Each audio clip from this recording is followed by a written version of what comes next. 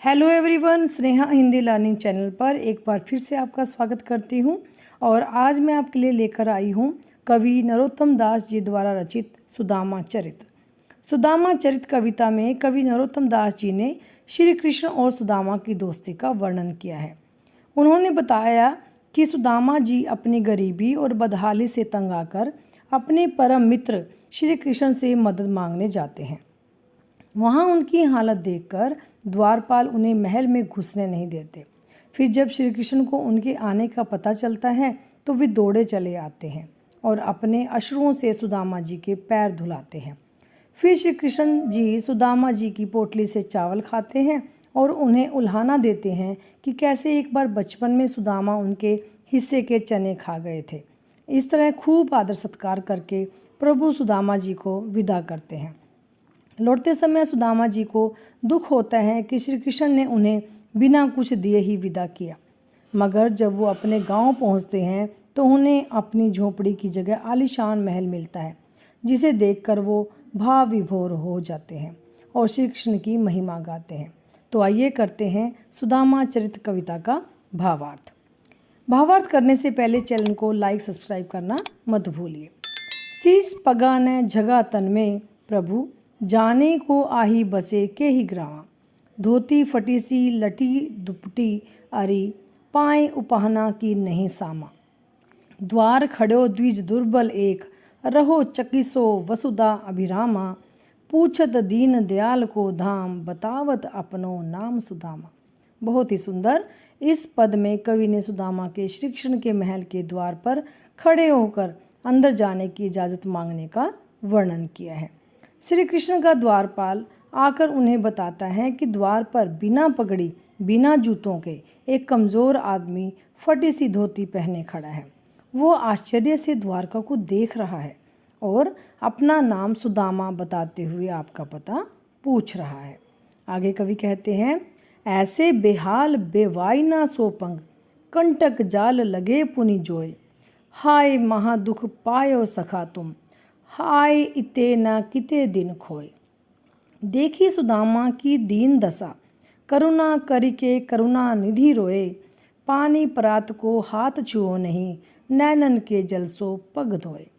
द्वारपाल के मुंह से सुदामा के आने का जिक्र सुनते ही श्री कृष्ण दौड़कर उन्हें लेने जाते हैं। उनके पैरों के छाले, घाव और उनमें चुभे कांटे देखकर श्री कृष्ण को कष्ट होता है। वो कहते हैं कि मित्र, तुमने बड़े दुखों से जीवन व्यतीत किया है, तुम इतने समय मुझसे मिलने क्यों नहीं आए। सुदामा जी की दयनीय दशा देखकर श्री कृष्ण रो पड़ते हैं और पानी की परात को छुए बिना अपने आंसुओं से सुदामा जी के पैर धो देते हैं। आगे कवि लिखते हैं, कछु भाभी हमको दियो, सो तुम कहे न देत। चांपी पोटरी कांख में रहे कहो के ही हेत। आगे चना गुरु मातु दिए ता, लिए तुम चाबी हमें नहीं दीने। शाम कहो मुस्काए सुदामा सो, चोरी की बानी में हो झूक प्रवीणे।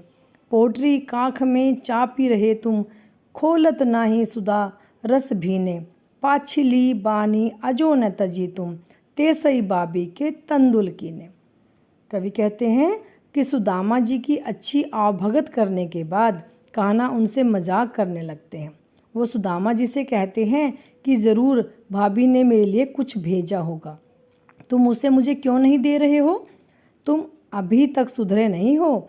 जैसे बचपन में जब गुरु माता ने हमें चने दिए थे तो तुम तब भी चुपके से मेरे हिस्से के चने खा गए थे, वैसे ही आज तुम मुझे भाभी का दिया हुआ उपहार नहीं दे रहे हो, छुपा करके बैठे हो। अर्थात वो कहना चाहते हैं कि जो भाभी ने मेरे लिए चने या चावल जो भी उपहार दिया है वो मुझे दे दो।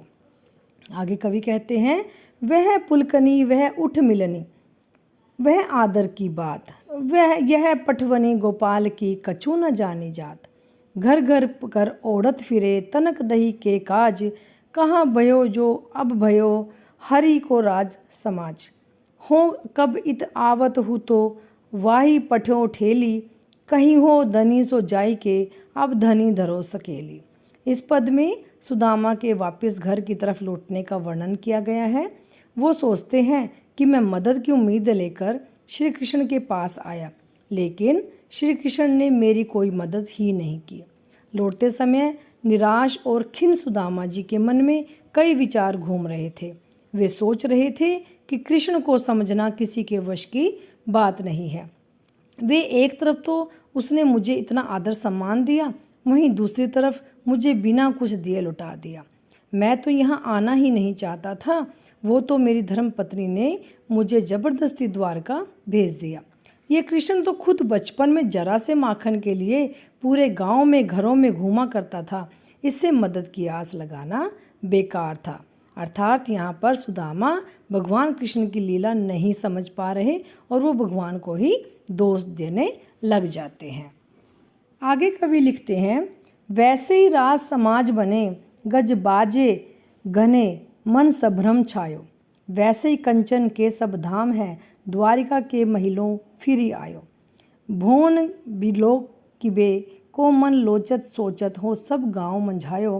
पूछत पांडे फिर सब सो, पर झोपड़ी को कहूँ खोज न पायो। अब सुदामा जब वापस अपने गांव लौटकर आते हैं तो वहाँ के दृश्य का वर्णन बहुत ही सुंदर तरीके से किया गया है कि जब सुदामा अपने गांव पहुँचते हैं तो उन्हें आसपास सब कुछ बदला बदला दिखाई देता है। सामने बड़े महल, हाथी घोड़े, गाजे बाजे आदि देखकर सुदामा जी सोचते हैं कि कहीं मैं रास्ता भटक कर फिर से द्वारका नगरी तो नहीं आ पहुंचा हूँ। मगर थोड़ी ध्यान से देखने पर वो समझ जाते हैं कि ये उनका अपना गांव ही है। फिर उन्हें अपनी झोंपड़ी की चिंता सताती है। वो बहुत लोगों से पूछते हैं मगर अपनी झोंपड़ी को ढूंढ नहीं पाते। आगे कवि लिखते हैं कि वह टूटी सी छानी हती कहाँ, कंचन के सब धाम सुहावत। के पग में पन्ही न हती कहाँ, ले गजराज हूँ ठाड़े महावत। भूमि कठोर पे रात कटे कहाँ, कोमल सेज पे नींद न आवत। के जुरतो नहीं को दो सवा, प्रभु के प्रताप ते देख न भावत। जब सुदामा जी श्री कृष्ण की महिमा समझ जाती हैं तो वो उनकी महिमा गाने लगते हैं। अब उनको समझ आ गया है कि कृष्ण ने बिना मांगे ही सब कुछ दे दिया है। वो सोचते हैं कहाँ तो मेरे सिर पर टूटी झोंपड़ी थी, अब सोने का महल मेरे सामने खड़ा है। कहाँ तो मेरे पास पहनने के जूते नहीं थे, अब मेरे सामने हाथी की सवारी लेकर महावत खड़े हैं। कठोर ज़मीन की जगह मेरे पास नरम बिस्तर है। पहले मेरे पास 2 खाने का वक्त के लिए चावल भी नहीं थे, अब मन चाहे पकवान खड़े हैं। ये सब प्रभु की कृपा से ही संभव हुआ है। उनकी लीला अपरंपार है।